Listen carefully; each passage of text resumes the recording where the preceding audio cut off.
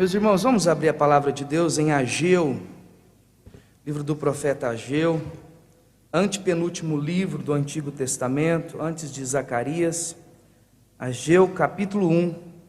Nós vamos ler do verso 12 ao verso de número 15. Nós temos exposto esse livro, Ageu, capítulo 1, do verso 12 ao verso 15.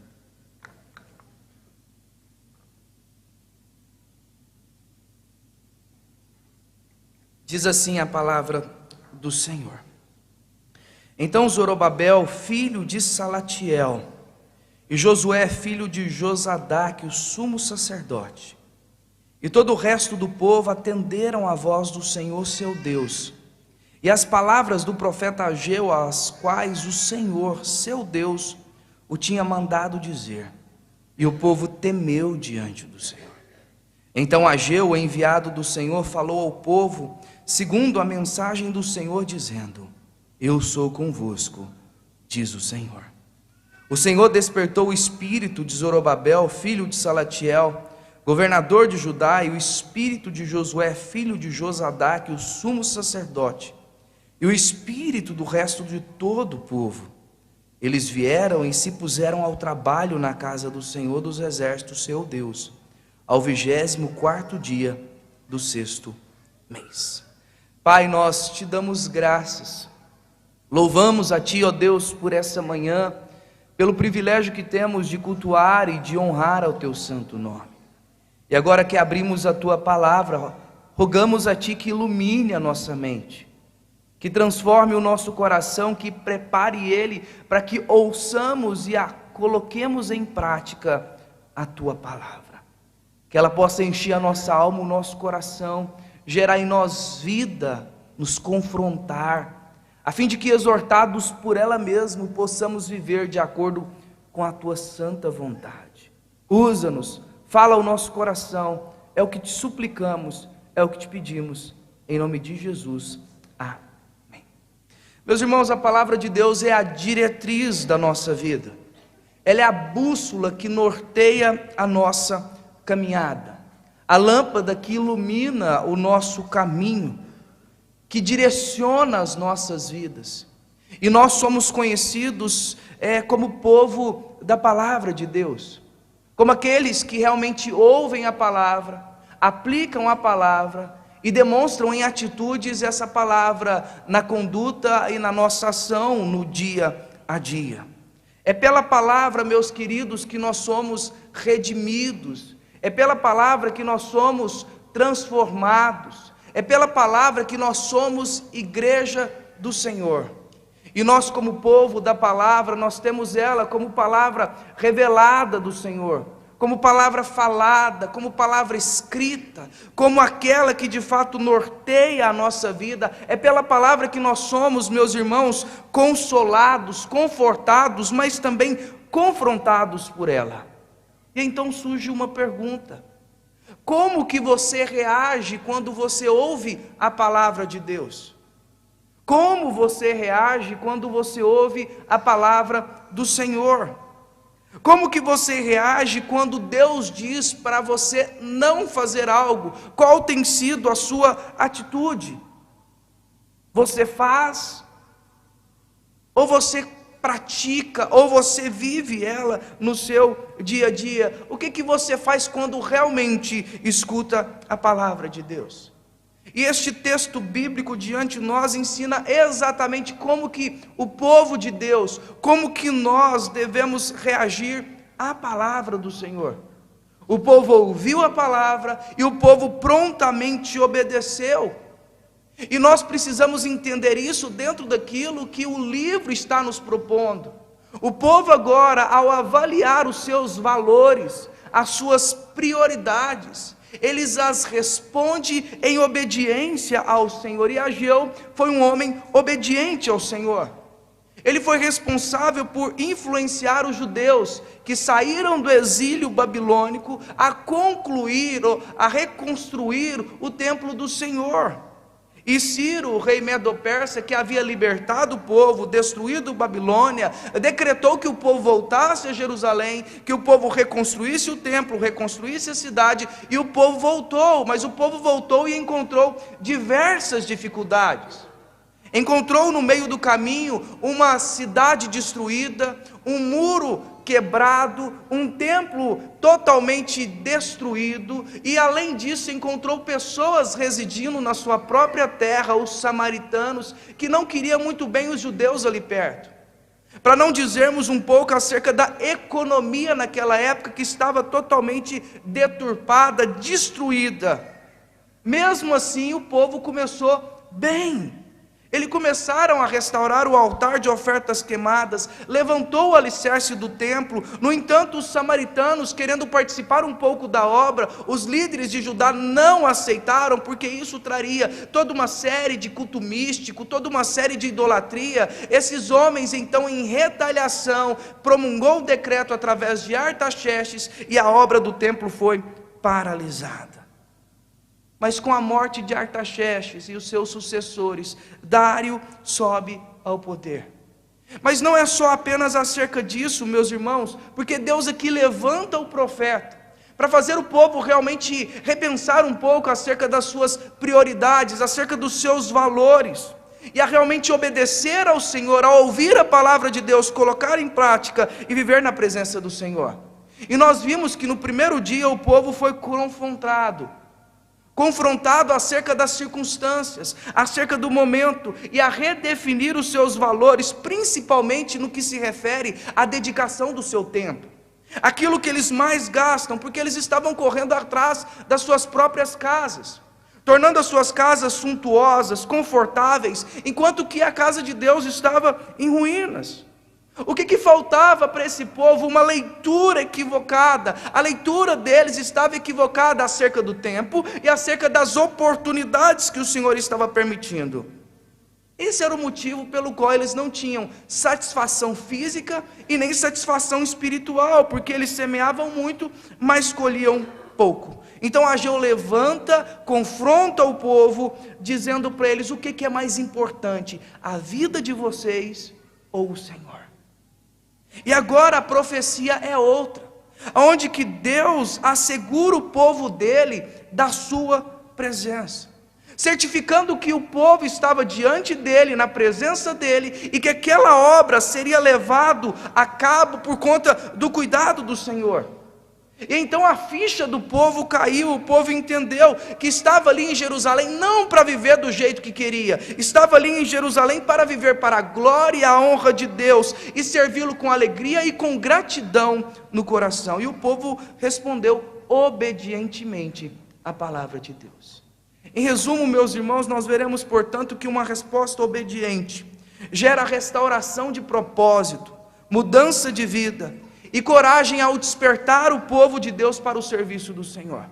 Uma resposta obediente gera restauração de propósito, mudança de vida e coragem ao despertar o povo para o serviço de Deus. O primeiro fruto que nós vemos dessa obediência à palavra é que ele gera restauração de propósito. Meus irmãos, qual era o propósito de Deus ao exortar o povo a refletir sobre as suas prioridades? Era fazer o povo refletir acerca da conduta, acerca de aonde que Deus os tirou, aonde que Deus os colocou. Lembra da frase, lembrai do vosso passado? Está trazendo à memória do povo como que há 16 anos atrás eles sofreram, eles amargaram no cativeiro. Mas não apenas isso, se você for pensar historicamente, isso trazia à memória mais de 500 anos, como o povo foi inclusive para o Egito, se tornou escravo, mas como que Deus de maneira soberana, graciosa, os libertou, os trouxe. Eles deveriam aqui concluir a construção do templo, restaurar o culto por completo, onde o povo deveria se dirigir, não somente para adorar a Deus, mas também para que os outros povos conhecessem ao Senhor. Após restaurar o culto, parte da identidade do povo, Judá deveria servir ao Senhor, e servir ao Senhor de tal maneira, de tal forma, que as nações ao redor, o povo ao redor, deveria ser atraído ao local de adoração, para servir também a Deus. Essa era a grande comissão no Antigo Testamento. E é claro que hoje nós não nos preocupamos tanto com esse espaço físico, porque Deus não habita em templo construído por mãos humanas, mas Ele habita no interior do nosso coração, regenerado pelo Espírito. Então todo aquele que crê em Cristo Jesus como Salvador, que confessa a sua fé publicamente, além de ser salvo, passa a ser habitação do Espírito. E o prédio físico, essa construção aqui, nada mais é do que uma edificação preparada para essa adoração comunitária. Então, meus irmãos, é um erro sacramentá-lo. Templo não é parede, e sim pessoas fiéis a Cristo, as quais se reúnem a fim de prestar culto ao Senhor. No entanto, não quer dizer também que esse local onde nós nos reunimos para servir a Deus deve ser deixado de lado. Inclusive esse local material é o símbolo mais real daquilo que é espiritual e revela inclusive a nossa obediência a Deus. Revela inclusive a nossa prioridade. Quando nós não zelamos, quando nós não cuidamos desse prédio físico, automaticamente nós estamos dizendo que Deus deve ser deixado de lado. E aí entra o declínio, e aí entra o abatimento sobre o povo. E aí quando nós olhamos para aquilo que o texto está nos dizendo e nos mostrando, a grande comissão, o grande chamado do Senhor ainda continua a conduzir os incrédulos até Deus. Se no Antigo Testamento o templo servia ou traria uma dinâmica diferente entre que o povo estava adorando e os povos ao redor era atraído, agora nós vemos que esse templo agora, que somos nós, é que saímos para fora para pregar o Evangelho, falar do amor de Cristo, atrair pessoas, batizando em nome do Pai, do Filho, do Espírito Santo, levando eles a reconhecer a presença do Senhor. Então, contextualizado, meus irmãos, e esclarecido, agora observe a resposta do povo. Como que o povo respondeu a essa mensagem? O texto diz: então Zorobabel, filho de Salatiel, e Josué, filho de Josadaque, o sumo sacerdote, e todo o resto do povo atendeu à voz do Senhor seu Deus, e as palavras do profeta Ageu, as quais o Senhor seu Deus o tinha mandado dizer. Note, meus queridos, que o povo ouviu, e o impacto da mensagem foi tão grande, de tal maneira, que unanimemente, todos se dispuseram ao trabalho, mesmo diante das circunstâncias difíceis que estavam vivendo. E observe, meus irmãos, que começa com os líderes.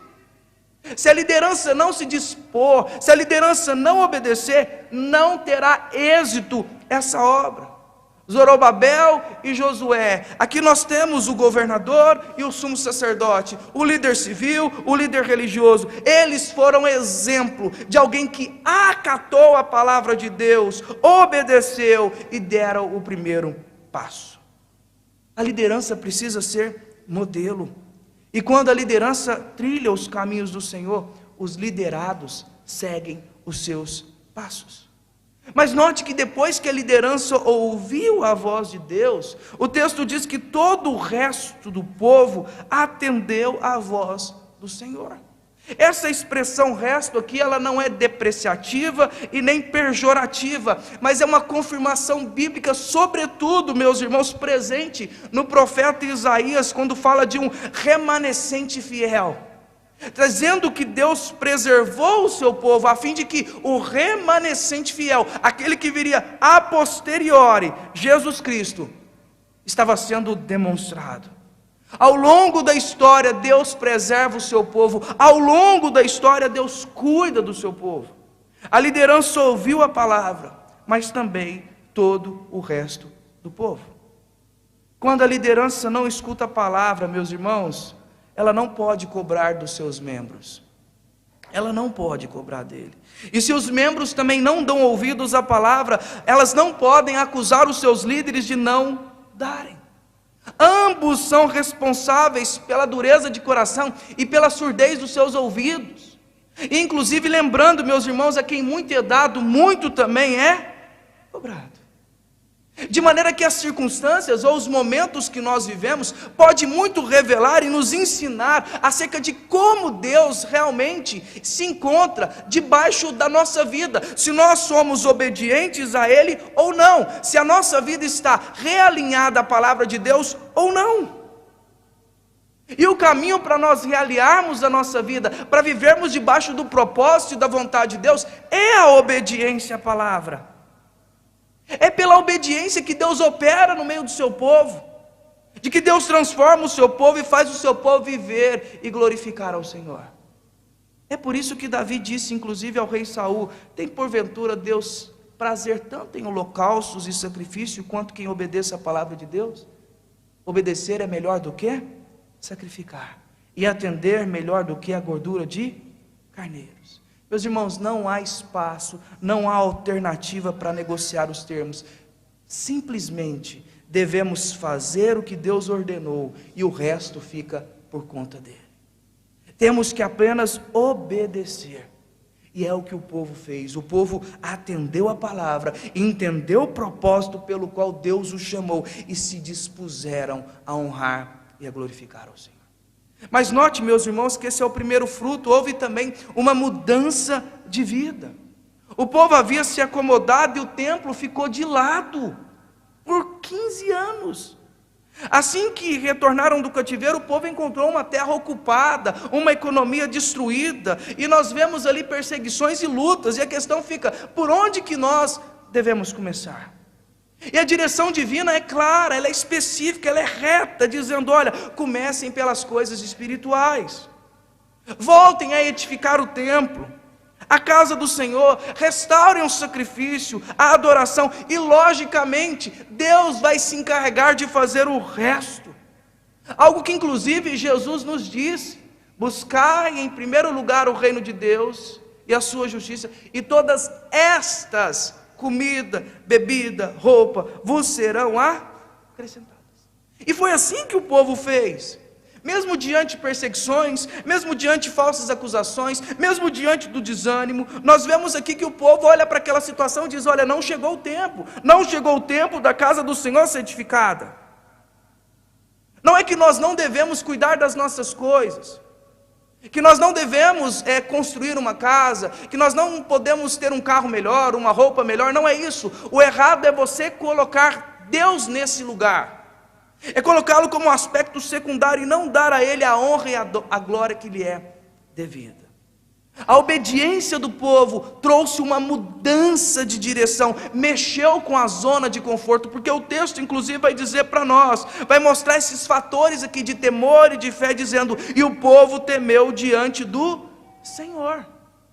É interessante essa expressão temer, ou esse verbo temer aqui, porque ele é extremamente significativo e expressa aqui um dinamismo, concluindo que o temor ao povo não foi algo pontual, mas foi fruto, meus queridos, de um processo desencadeado por ações sucessivas. Primeiro eles ouviram a mensagem do profeta Ageu, primeiro eles ouviram a mensagem de Deus, segundo, o povo se humilhou, o povo se rendeu, o povo obedeceu, e em resposta a Deus gerou temor no coração deles, porque foi o próprio Senhor Jesus que disse: sem mim nada podeis fazer. E eles entenderam isso, e isso produziu no coração deles uma fé operosa. De maneira que ao ouvir a palavra de Deus, é gerado no nosso coração fé, e a maneira como que nós respondemos à palavra de Deus é com reverência. Temor não é ter medo, é ter respeito, é ter reverência, é saber diante de quem está. E o povo entendeu diante de quem estava. Aquela atitude, aquela conduta, a forma de viver não podia continuar daquele jeito. O povo ouviu a palavra e o povo se dispôs a colocar a mão na massa. Quem transformou o povo foi o próprio Senhor. Quem despertou o povo foi o próprio Senhor. Mas olha que interessante, a mensagem veio no primeiro dia do 6º mês. Está no verso 1 do capítulo. Mas aqui no verso 15, no final do capítulo 1, diz: ao 24º dia do 6º mês, ou seja, 23 dias se ocorreram entre a mensagem do profeta e a obediência do povo. Mas nesse período houve uma mudança radical, independente da situação que vivia. Não mudou a situação. O povo continua com os muros destruídos, com a cidade derribada, com o templo ainda não erguido, mas mudou o coração deles, mudou a disposição. É isso que a fé gera em nós, a certeza das coisas que se esperam e a convicção de fatos que não se veem. Nós não podemos às vezes ver melhoria, mas nós cremos, nós confiamos e em obediência a Deus nós tememos ao Senhor. E meus irmãos, o que falta para nós nos dias atuais? Quanto que a igreja do Senhor está apática, letárgica e distante dessa mudança? Estatisticamente, ouvimos falar recentemente que o número de evangélicos tem subido, mas qual tem sido a mudança que tem gerado na nossa sociedade? Seria então falta de conhecimento acerca de Deus? Seria falta de desejo sincero de obedecer? Seria falta de temor, de fé obediente? Na realidade é uma junção de tudo isso. Mas o que não é difícil da gente precisar, meus irmãos, acerca disso, é que muitas vezes nós usamos as nossas dificuldades para justificar a nossa desobediência. Muitas vezes nós justificamos para não querer mudar. E aqui o povo entendeu, temeu, obedeceu, a vida mudou. Porque eles foram despertados. O próprio Deus os encorajou para a obra. E esse é o terceiro fruto que nós vemos aqui. A voz poderosa do Senhor desperta o seu povo para realizar a obra dele. Ele traz coragem para que o seu povo realinhe a vontade de Deus. E Ageu deixou muito claro acerca disso. Eles estavam colhendo aquilo que eles plantaram. Em desobediência à lei, em desobediência à palavra, eles plantaram muito, mas colheram pouco. Eles comiam, eles bebiam, mas eles não saciavam. Eles compravam, eles vestiam, mas sentiam frio. E até o que ganhava esvairia. Até o que ganhava saía do bolso. Deus realmente pesou a mão sobre o povo, sobre o trabalho, sobre a produção, sobre os animais, porque o povo estava acomodado, apático. Até que Deus então desperta o povo, depois de ouvir a palavra, e o povo obedece, é encorajado. Olha o que o verso 13 diz: então Ageu, enviado do Senhor, falou ao povo segundo a mensagem do Senhor, dizendo: eu sou convosco, diz o Senhor. Quando o povo sinceramente se dispõe a servir e obedecer a palavra, ele experimenta a presença e o cuidado do Senhor. O Senhor reitera aqui a palavra dele, dizendo: olha, eu sou convosco. Meus irmãos, atender a palavra de Deus é ter a certeza de que Ele está com a gente, independente da circunstância. É o mesmo que ocorre na grande comissão. O Senhor Jesus nos manda ir a pregar o Evangelho, anunciarmos o amor e a graça de Cristo Jesus, mas Ele traz sobre nós uma promessa também confortadora, dizendo: e eis que estou convosco todos os dias, até a consumação dos séculos. Deus endossa, confirma e inclusive auxilia a gente na nossa decisão obediente. Mas a nossa maneira às vezes de pensar e de acreditar que Deus é conosco, irmãos, é se na nossa casa não tem conflito, é se está indo tudo bem, se o bolso está cheio, se nós estamos sendo aprovados pelos outros. A nossa maneira de julgar, de analisar se Deus está conosco é a partir das nossas preferências, das nossas necessidades, da superficialidade da nossa vida.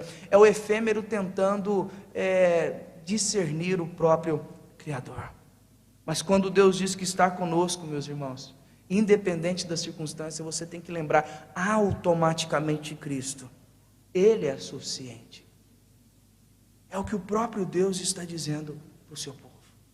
O que vemos aqui em Ageu, meus irmãos, é um tipo messiânico. Ele é um modelo que aponta para Cristo, um modelo desconfigurado, imperfeito, mas que aponta para o seu Senhor, que inclusive automaticamente ele está descrevendo aqui a própria grande comissão, dizendo: olha, edifique o templo, atrai o povo das nações, faça com que eles conheçam e se rendam aos meus pés, e eu estou convosco.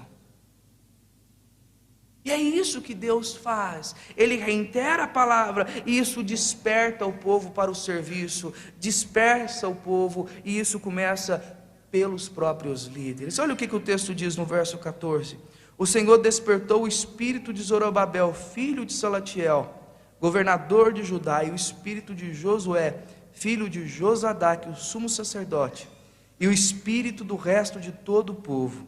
Eles vieram e se puseram ao trabalho da casa do Senhor dos exércitos. Perceba que primeiro Deus desperta o povo, e então o povo responde. A mesma palavra despertar é aquela mesma palavra usada em 2 Crônicas, capítulo 36, o verso de número 22, em que Deus desperta o rei Medo-Persa para libertar o povo. O que nós temos aqui, meus irmãos, é a obra da salvação sendo descrita de maneira muito clara.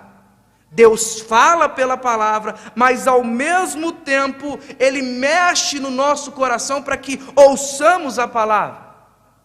A ideia de despertar aqui, para fique claro para nós, seria automaticamente como a ideia no sentido de energizar. Pensa, por exemplo, num eletrodoméstico seu antigo que está lá no armário. E você pega aquele eletrodoméstico, você pluga ele na tomada. Você ainda não apertou o botão, mas ele já está energizado. Se você apertar aquele botão, ele vai corresponder. É essa a ideia aqui de despertar. O Senhor despertou o coração do povo. O povo já está com o coração quebrantado, com o coração rasgado. É Deus que efetua em nós tanto querer quanto realizar. E o povo então responde à palavra. E se o Senhor não mudar, meus queridos, a nossa vida, ninguém escuta. O problema é contrário, meus irmãos, quando Ele muda o nosso coração, arranca o nosso coração de pedra, nos dá um coração de carne, e nós não queremos escutar, nós não queremos acatar, nós não queremos submeter. Porque trocado o nosso coração, energizado o nosso coração, o Senhor tem falado conosco domingo após domingo, terça após terça, e parece que nós ficamos apáticos, letárgicos, insensíveis, ensurdecidos pela voz do Senhor. Nós não mudamos a nossa maneira de pensar, nós não mudamos a nossa maneira de viver, nós não mudamos a nossa maneira de agir. O Senhor fala com a sua igreja, mas muitas vezes a igreja está cheia de justificativa. O Senhor dá um coração novo para nós. Ele diz: olha, você tem que perdoar. Mas muitas vezes você diz: eu não consigo. O Senhor dá um coração novo para você e te chama para servi-lo, para amá-lo. E você diz: não, mas eu não dou conta. Meus queridos, não dar conta na vida cristã é uma desculpa para dizer: eu não quero fazer. Eu não tenho tempo para fazer. Então nós precisamos mudar, nós precisamos reagir, nós precisamos obedecer e não fazer como o povo lá no deserto que endureceu o coração e que peregrinou e sofreu 40 anos andando pelo deserto. A consequência, meus irmãos, de despertar foi muito claro. O texto diz: eles vieram e se puseram ao trabalho da casa do Senhor seu Deus. O povo reconheceu, o povo ouviu, o povo acatou. Houve uma restauração de propósito, houve uma mudança de vida, e o povo se dispôs. Meus irmãos, o que tinha que ser feito, o nosso Senhor Jesus já fez. O que tem que ser feito por mim e por você, nós temos que fazer, irmão. Façamos, mas façamos com alegria, sem partidarismo, sem vanglória, sem senso de competição ou disputa, sem provocação, servindo uns aos outros em honra, entendendo que quem luta as nossas batalhas, quem entra nas nossas guerras é o Senhor dos Exércitos. Inclusive uma expressão usada para um contexto de luta. É um dos nomes de Deus para momentos de guerra, mas não está acontecendo nenhuma guerra aqui, fisicamente, mas está acontecendo uma guerra entre o próprio povo que não obedece ao Senhor, entre o povo e Deus.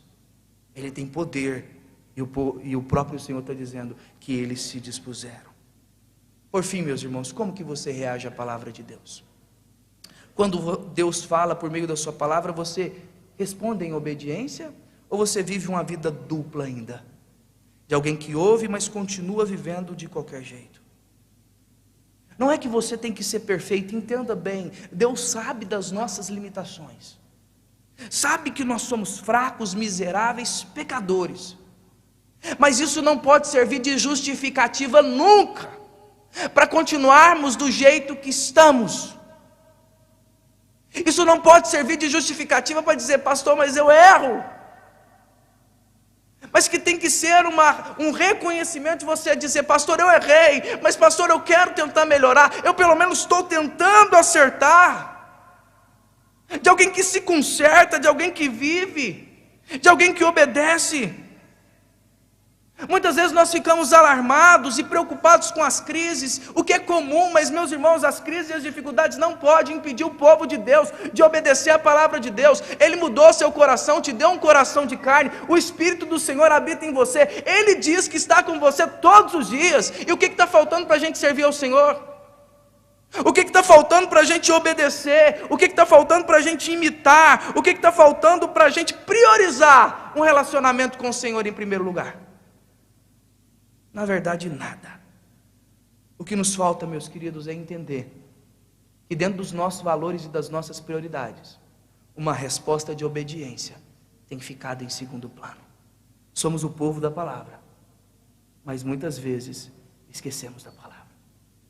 Que possamos voltar diante de Deus em obediência à palavra do Senhor.